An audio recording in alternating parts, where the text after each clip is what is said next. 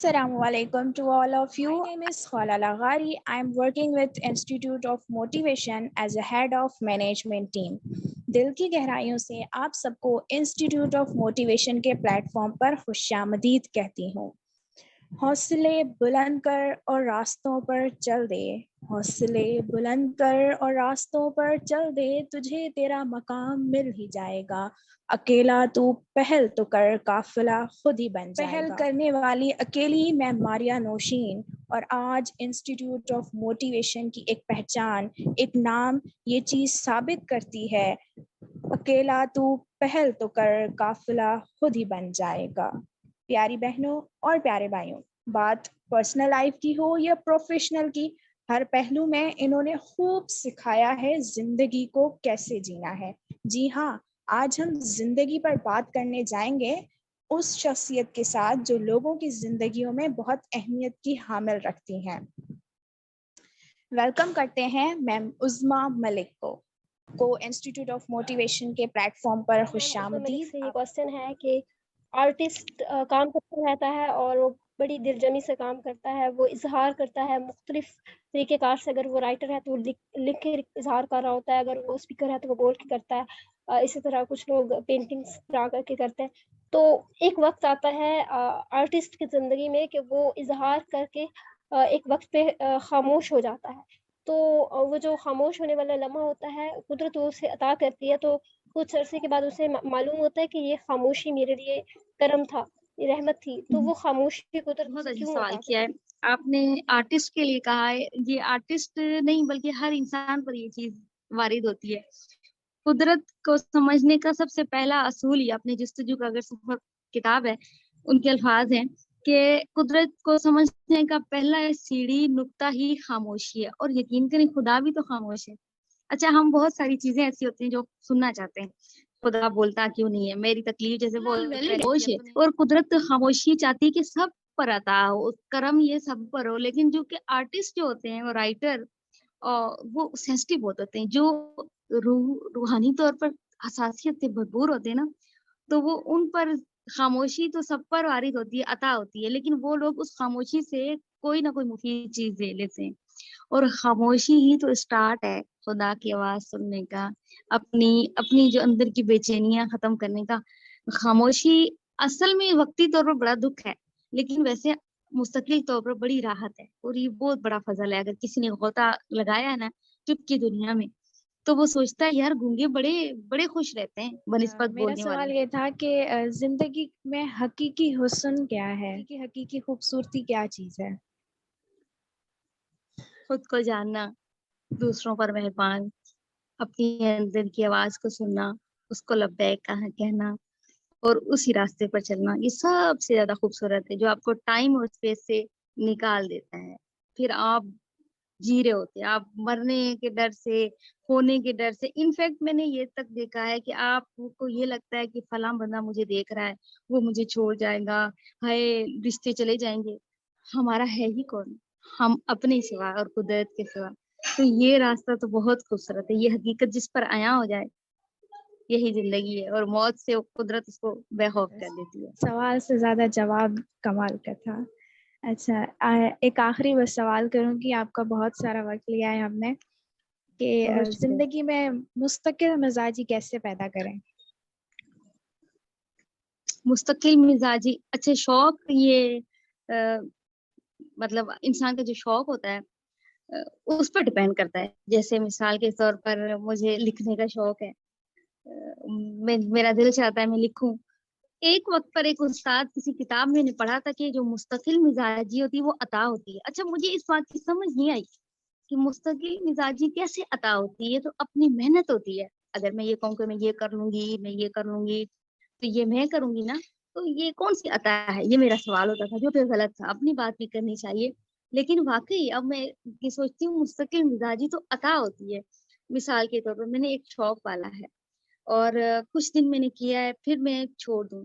लेकिन अगर उस शौक के पीछे मकसद होगा, ये पॉइंट है, अगर उस शौक के पीछे मेरा ये मकसद होगा कि लोगों को फायदा होगा, कुदरत की रात मुझसे खुश होगी, तो टू बी ऑनेस्ट हम वो काम, मुस्तकिल मिजाजी तो दूर, एक اردو میں ہے، لغت میں ہے کہ مستقل مزاجی کا ایک حد ہے، لیکن اس سے بھی آگے ہم ٹائم اور اسپیس سے نکل جاتے ہیں کہ وہ مستقل مزاجی کا لفظ ہی بیچارہ پھیکا پڑ جاتا ہے.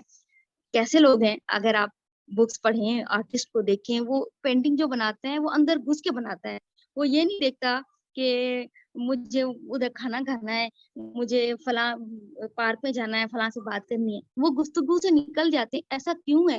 کیونکہ قدرت ان کو مستقل مزاجی سے بھی اگلا سفر دیتی ہے کہ بس لگے رہو، بس لگے رہو.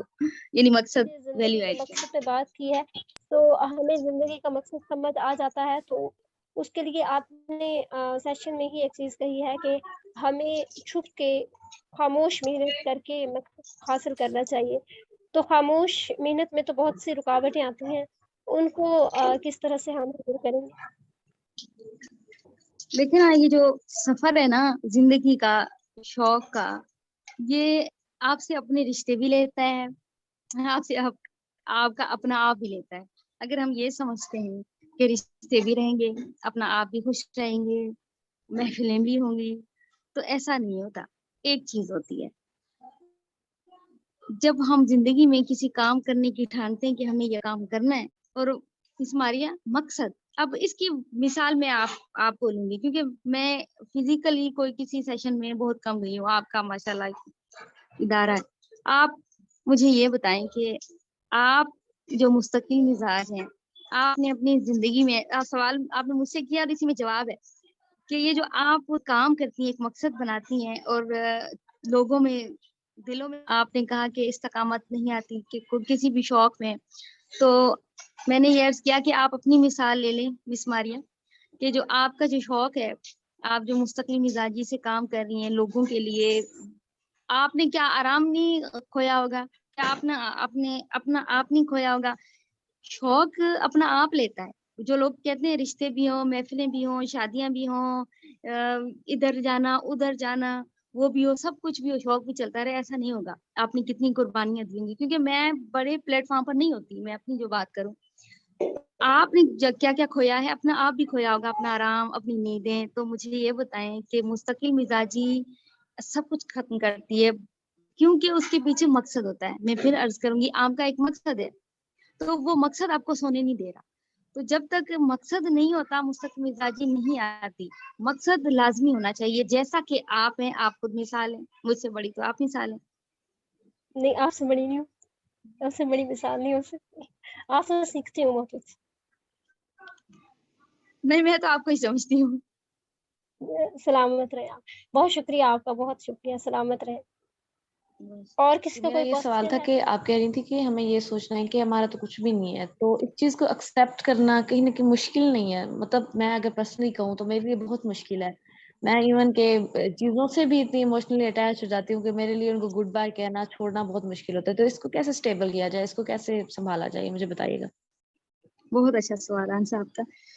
اچھا، یہ چیزیں نا وہ وقت کرتا ہے پرورش برسوں، حادثہ ایک دم نہیں ہوتا. کسی نے کیا خوب کہا ہے، ایک دم سے تو کچھ نہیں ہوتا. تو یہ جو انسان لکھتا ہے، درد سہتا ہے، اس کے پاس کچھ ہوتا نہیں ہے تبھی تو کہتا ہے نا. تو جس کے پاس نہیں ہوتا، بالکل خالی ہوتا ہے نا، وہ خالی دل رکھتا ہے نا، تو وہ زیادہ سیکھتا ہے اور وہ زیادہ سکھاتا ہے. ہر بندہ چاہتا ہے رشتہ جڑا رہے. جیسے کہ آپ تو جانتے ہی ہیں، لاسٹ ایئر میری والدہ کا انتقال ہوا ہے.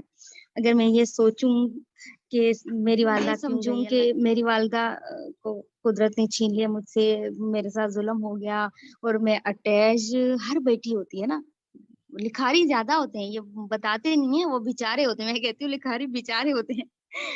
تو بہرحال اگر یہ تکلیف ہو تو میں تو کچھ کر ہی نہ پاؤں نا، میں پڑھا نہ پاؤں. میں اس دکھ میں ہوں کہ قدرت نے کیوں چھینا رشتہ. ایک بیٹی کا ماں سے رشتہ ہوتا ہے. تو میں کہتی ہوں ماں زمینی خدا. ہم نے خدا کو تو نہیں دیکھا، سب سے پہلی بات ہے. ہم تو فیل کرتے ہیں، خدا کا کوئی فزیکل وجود نہیں ہے. کروڑوں اربوں خربوں سالوں سے وہ ہم سن ہی رہے ہیں صرف. لیکن ماں ہوتے ہیں جو خدا کا روپ ہوتے ہیں. تو ماں ہی ہمارے لیے زمینی خدا ہوتی ہے، ہم کہہ سکتے ہیں. تو وہ جب قدرت چھین لے اور آپ کو سمجھ آئے کہ یار وہ ماں ہی ہماری نہیں ہے، تو بتائیں ہے کون؟ کوئی بھی رشتہ الٹیمیٹم آپ کا مجھ سے، گھر والوں سے، کسی سے 60 سال 70 سال 80 لگا لیں، ایک صدی، اس کے بعد کیا؟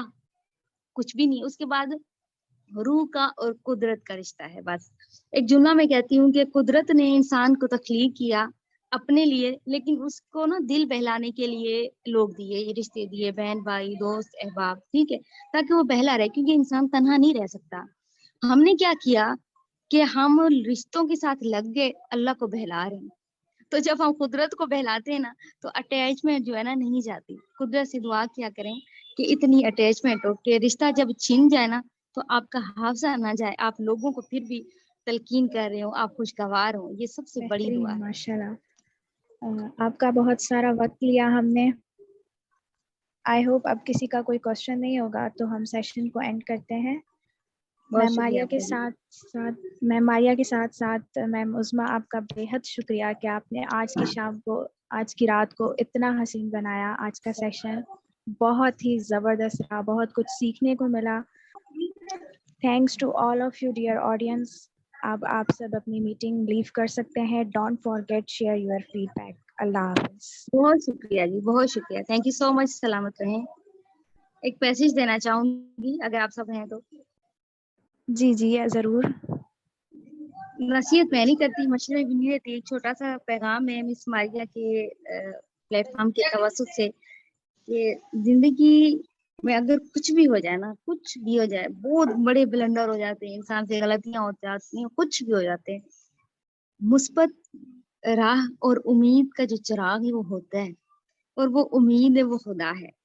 اور اس امید کو جگائے رکھیں پلیز. امید کا دامن نہ چھوڑیں. ایک وقت آئے گا آپ امید بانٹیں گے. مثبت رہیں، اس سے بڑھ کر کچھ بھی نہیں ہے. آپ ہمیشہ یاد رکھیں گے. یاد وہی رہتا ہے جو دلوں میں یاد رہتا ہے. سلامتی ہے جی. اللہ حافظ.